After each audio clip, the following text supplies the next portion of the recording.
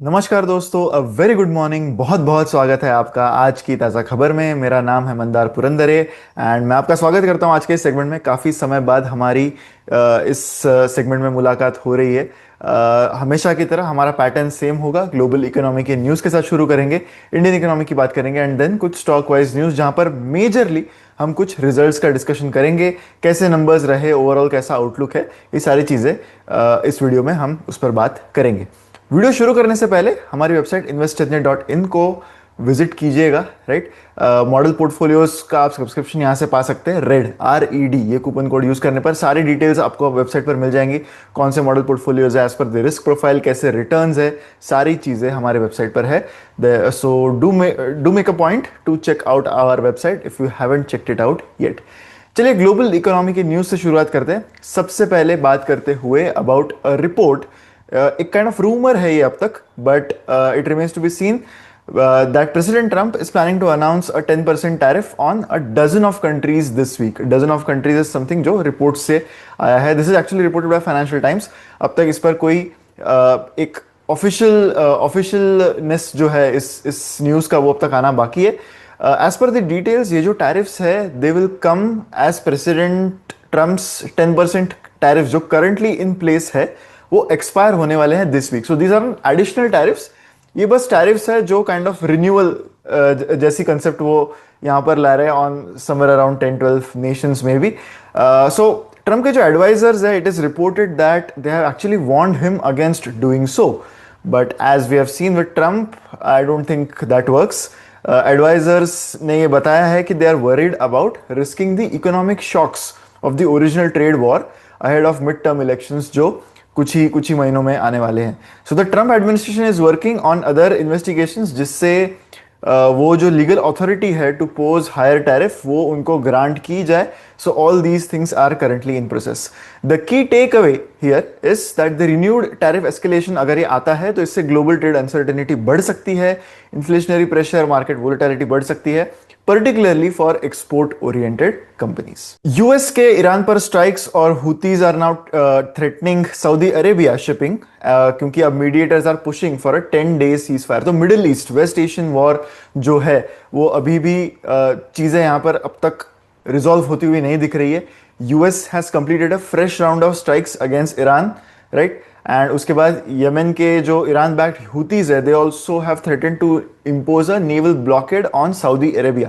तो इससे पोटेंशियली एक new front in Middle East conflict यहाँ पर आ सकता है। तो ये लेटेस्ट साइकिल है of tit for tat strikes, right, जो ऐसे रिपोर्ट्स के बीच आ रही है जहां पर रीजनल मीडिएटर्स जो है उन्होंने प्रेजेंट किया है वॉशिंगटन और तेहरान दोनों को एक proposal for a 10 day cease fire.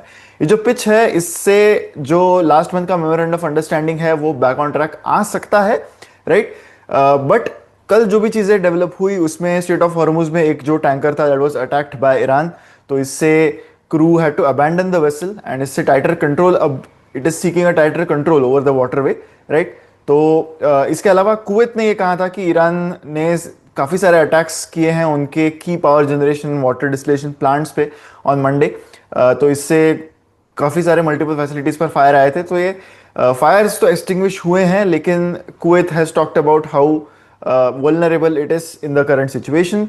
Kuwait जैसी कंट्री जो है वो हेविली डिपेंडेंट है on desalination plants for drinking water. वहीं हुती मिलिटेंट्स जो है इन यमन, तो उन्होंने एक मैरीटाइम एम्बार्गो डिक्लेयर किया अगेंस्ट सऊदी अरेबिया जो इफेक्टिव है इमीडिएटली। तो इससे मिडिल ईस्ट के ऑयल के सप्लाईज थ्रेटन हो सकते हैं एंड इसी वजह से ऑयल मार्केट्स में we are seeing that kind of a behaviour. Brent crude has again reached the levels of $90 per barrel.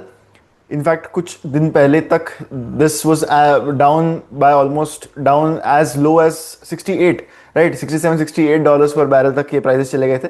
But tensions again Bru होते हुए दिख रहे हैं एंड इसी वजह से you can see the oil markets reacting in that way. US के West Texas Intermediate जो है futures for oil they also stood at $84 per barrel. The key takeaway here is कि एस्केलेटिंग मिडिल ईस्ट टेंशंस जो है and strait of Hormuz का threat again एक upside risk create करते हैं for crude oil prices. Energy producers again थोड़ा सा benefit हो सकते हैं मे बी, बट जो ऑयल इंपोर्टिंग इकोनॉमीज है, फ्यूल सेंसिटिव सेक्टर्स जो है वो अभी भी इंपैक्टेड रह सकते हैं। इंडियन इकोनॉमी की बात करते हैं। ऑफिसेस में सबसे ज्यादा इन्वेस्टमेंट दिख रही है इंडिया के प्रॉपर्टी मार्केट में। इसके अलावा data centres have the second position. So 1.9 billion dollars की प्रॉपर्टी इन्वेस्टमेंट इंडिया में हुई in the first quarter of FY27 and with in this property market, like I said, office properties main dominate कर रही है, क्योंकि यहां पर लगभग $1 बिलियन की इन्वेस्टमेंट इस क्वार्टर में हुई है एज पर अ रिपोर्ट। तो ये जो रिपोर्ट है इसमें ये भी हाईलाइट किया गया है कि rapid rise of data centres जो है that has become the second largest investment destination. तो यहां पे भी 40% का total capital deployment overall property investment market के पॉइंट ऑफ व्यू से आया है।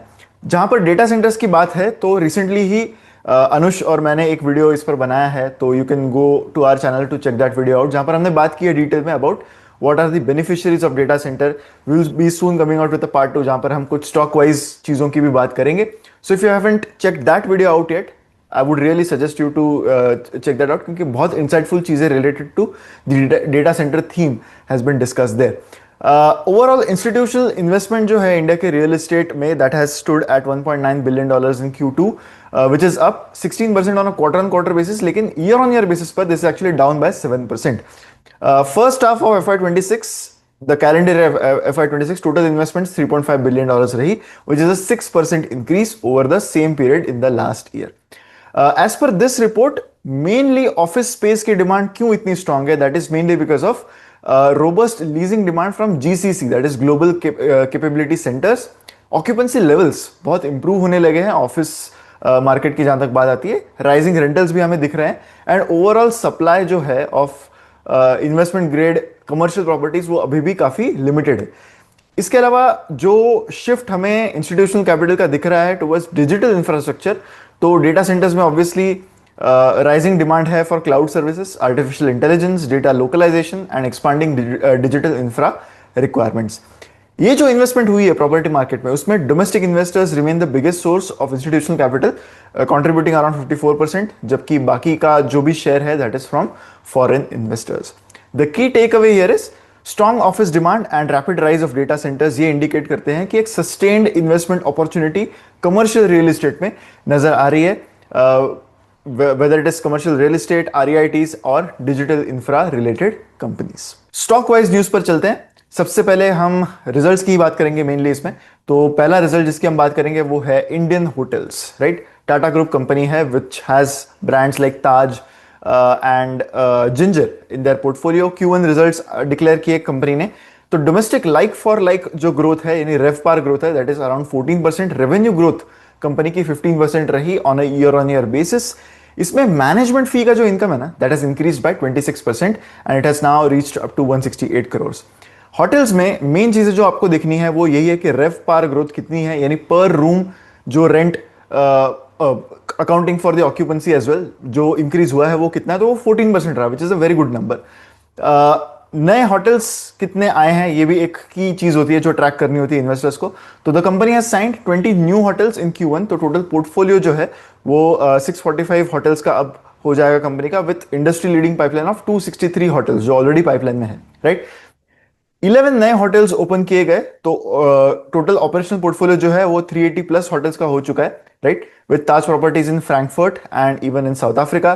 ताज सैट्स जो एयरलाइन केटरिंग बिजनेस है which is also part of the Indian hotels business, तो यहां पर 300 करोड़ का रेवेन्यू कंपनी ने रिपोर्ट किया विथ अराउंड 20.6% EBITDA मार्जिन्स।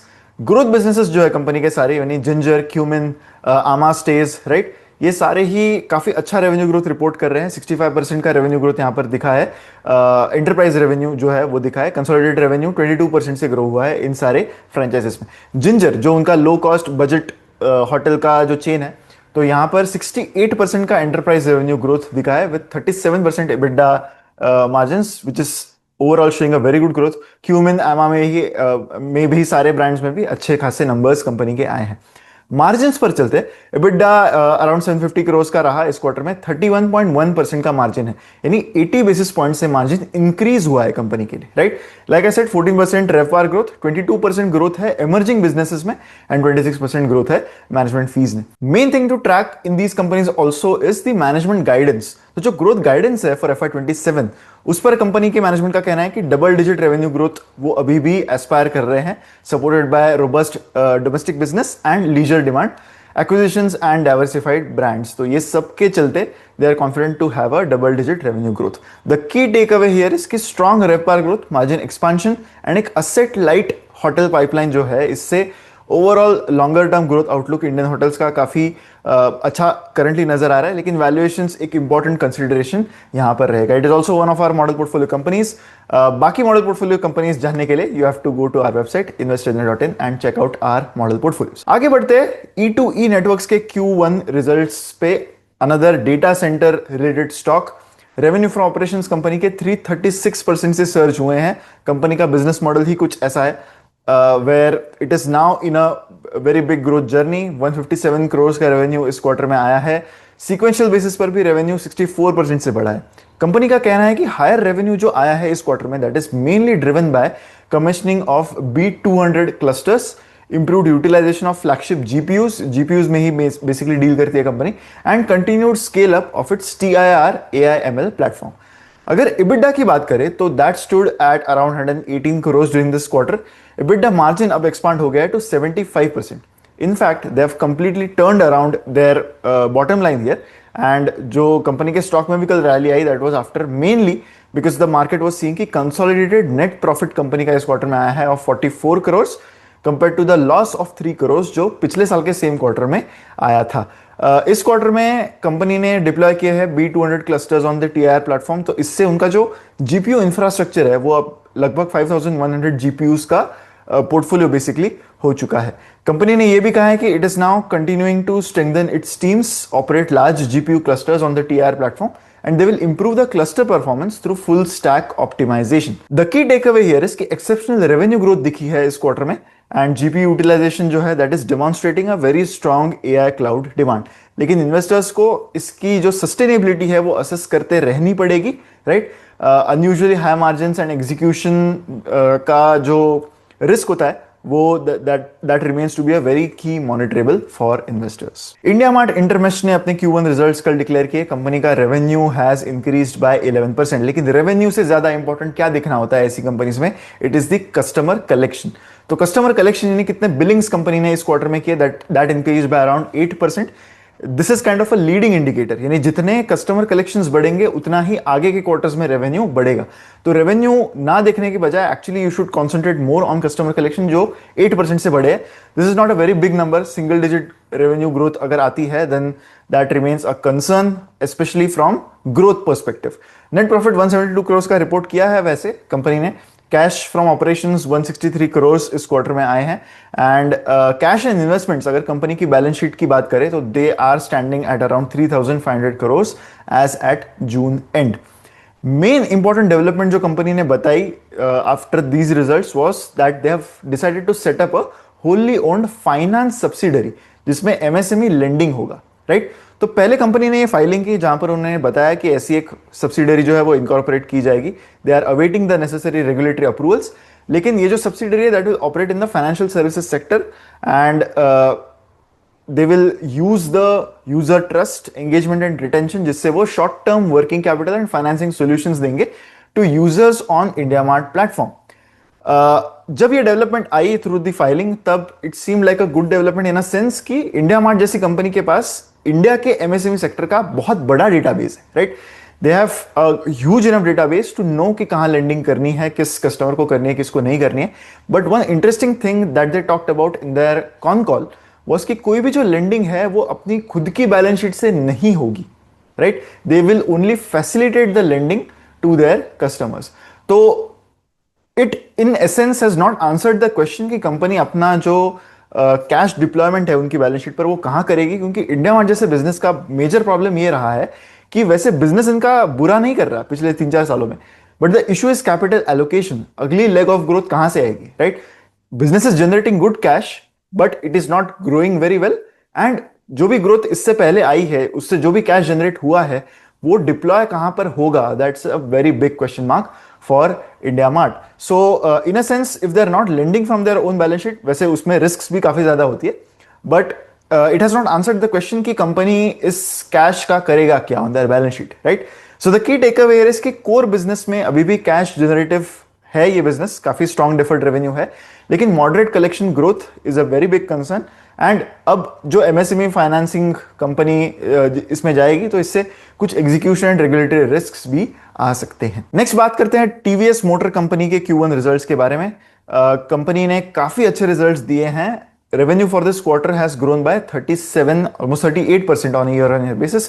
वैसे ईयर ऑन ईयर बेसिस में एक ध्यान हमेशा रखना है इन दीज ऑटो कंपनीज कि जो बेस क्वार्टर है ना उसमें जीएसटी का जो इफेक्ट है वो नहीं है। जीएसटी के इफेक्ट्स सितंबर के बाद आए थे, तो जाहिर सी बात है कि ईयर ऑन ईयर नंबर्स अच्छे होंगे, बट इवन आफ्टर कंसिडरिंग कि वो नंबर्स अच्छे होंगे, some of these numbers are really good, specially for a company like TVS. So the revenue has increase to around 13,800 crores.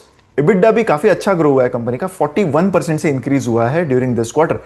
EBITDA margin also has expanded by 30 basis points, which is very interesting considering कि कुछ raw material based inflation का जो danger था वो इस quarter में था, but it seems कि ओवरऑल ऑप्टिमाइजेशन कंपनी का काफी अच्छा रहा है इन टर्म्स ऑफ मार्जिन्स, जिसकी वजह से एक अच्छा इंक्रीज कंपनी के मार्जिन्स में भी दिखा है। ऑटो कंपनीज में जो इंपॉर्टेंट चीज ट्रैक करनी होती है वो है वॉल्यूम्स। वॉल्यूम्स भी काफी अच्छे ग्रो हुए हैं कंपनी के लिए, 28% से ग्रो हुए हैं from the last year and 4% sequentially, यानी Q4 के कंपैरिजन में भी 4% वॉल्यूम इंक्रीज रहे हैं, जबकि realisations have increase by 6% from the last year and 2% sequentially. अब कंपनी के जो सेगमेंट्स है विद इन देयर बिजनेस उसकी अगर क्विक हम ओवरव्यू ले तो motorcycle cells have increased by 19% during this quarter, scooter cells have increased by 36%। International business company के लिए काफी अच्छा किया है इस क्वार्टर में, 33% का सेल्स ग्रोथ इंटरनेशनल बिजनेस में भी दिखा है। The key takeaway here is कि ब्रॉड बेस्ड वॉल्यूम ग्रोथ दिखी है, इंप्रूवमेंट इन रियलाइजेशन दिखे हैं, मार्जिन एक्सपेंशन दिखे, all things indicate a healthy operating momentum supported by strong scooter and international market performance. वैसे तो कंपनी के valuations even before the results they were at a premiumly valued level is what you could say, but the results have impressed the markets even more and इसीलिए एक rally company के stock में कल दिखी थी। हमारी news का section इसी के साथ खत्म होता है। मैं जब भी न्यूज प्रेजेंट करता हूं तब मेरी न्यूज में एक believe it or not section हमेशा होता है। वैसे ये believe it or not section का भी एक शॉर्ट सीरीज हमारी ऑलरेडी चल रही है, तो जहां पर हमने जापान, सिंगापुर जैसे कंट्रीज के believe it or not editions उसमें दिए हैं straight from those locations. So अगर आपने वो भी नहीं देखा है तो definitely check that out as well.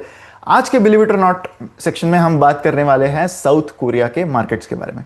South Korea के मार्केट्स के बारे में पिछले एक आध साल में मैंने काफी बार बिलीव इट और नॉट जो है वो कवर किया है। मेनली वो उसकी रैली के बारे में था, जहां पर हमने हमेशा एक कॉशन की बात भी की थी कि जब भी ऐसे रैलीज आते हैं तब it gives rise to a lot of things, lot of speculation, and उसके इफेक्ट्स अब साउथ कोरियन मार्केट्स में हमें दिखने शुरू हो गए। कॉस्पी जो इंडेक्स है साउथ कोरिया का, it has actually fallen almost 25% in the last 1 month. Can you imagine? The primary index of the country has fallen by 25%.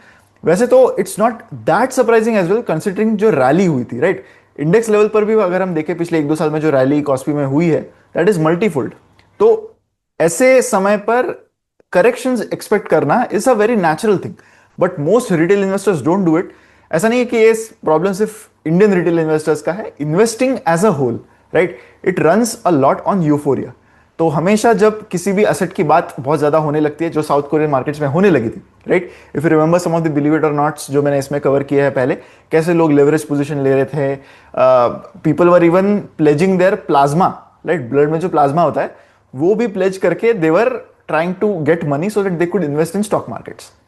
तो ऐसी रैली में हुआ क्या, there are lot of single stock ETFs in South Korea, right. तो जैसे एक 3x एक SK Hynix fund भी है, तो ये जो है ना, ये ईटीएफ ये 3x लेवरेज देता है आपको on the stock of SK Hynix. Let us say कि आज एसके हाइनिक्स 5% से बढ़ा, लेकिन अगर आपके पास वो जो ईटीएफ है जिसमें 3x लेवरेज है वो होगा तो आपके ईटीएफ की वैल्यू 15% से बढ़ेगी जब स्टॉक हैज इंक्रीज बाय 5%। तो ये जो इंडेक्स है that was this ETF that was launch just over a month ago, right. तो जब ये लॉन्च हुआ उसके बाद ही इसका एक पीक आया where it reached the price of 36, right, 36 index की वैल्यू थी। Now a few weeks last week this was actually trading at 4 and 5, 36 से 4 and 5 पर ये इंडेक्स, ये ईटीएफ की वैल्यू ट्रेड कर रही है। एक 2x फंड भी है which is 70% down from its high. It still has $6 to $7 billion in its AUM, but you can see कि कितनी ज्यादा वोलेटिलिटी बढ़ गई है that is mainly the result of dominance of SK Hynix and Samsung, जो KOSPI index का main constituent है, right? तो volatility is through the roof for the KOSPI index, and इसीलिए lot of new rules have been put in, जिससे retail investors जो है उनके लिए इन्वेस्ट करना थोड़ा मुश्किल हो जाए। लेवरेज ईटीएफ्स की जो वैल्यू है वो बढ़ा दी गई है। एक इंटरेस्टिंग डेवलपमेंट में Reuters, it's a very famous news agency, इन्होंने इंटरव्यू भी लिया अबाउट एन इंडिविजुअल जिसने nearly 300 million won is the South Korean currency, won जो है वो स्टॉक ट्रेडिंग के लिए उसने यूजिंग अ 500% मार्जिन लोन उसने इन्वेस्ट किए थे, and it has completely evaporated in the 4 weeks, in the last 4 weeks, right? But एक इंटरेस्टिंग चीज उन्होंने इस इंटरव्यू में ये भी बताई कि this particular individual he is saying कि he plans to borrow more money again so that he can recoup all his losses. Similar ideology आपने बहुत जगह पर देखी होगी, and South Korea is no different. So this is what we are seeing in the markets, and जब भी एक euphoria जैसी फेज आती है तब that is always always followed by such a phase जहां पर हम ये देखते हैं बहुत सारा margin call. In fact there was a stat about a very big number of South Korean traders who got margin called, right? So हम देख रहे हैं अभी the after effects of such a euphoria. जब भी ऐसी अबनॉर्मल ग्रोथ आती है तब you have to be ready for such instances as well, is what the market is basically telling us. इसी के साथ हमारे न्यूज़ का ये वीडियो यहीं पर खत्म होता है। अगर आपको ये वीडियो अच्छा लगा है then don't forget to like this video and share it with maximum people. ऐसी वीडियोस के लिए हमारे चैनल पर बने रहें, एंड मिलते हैं अगले वीडियो में। Thank you so much.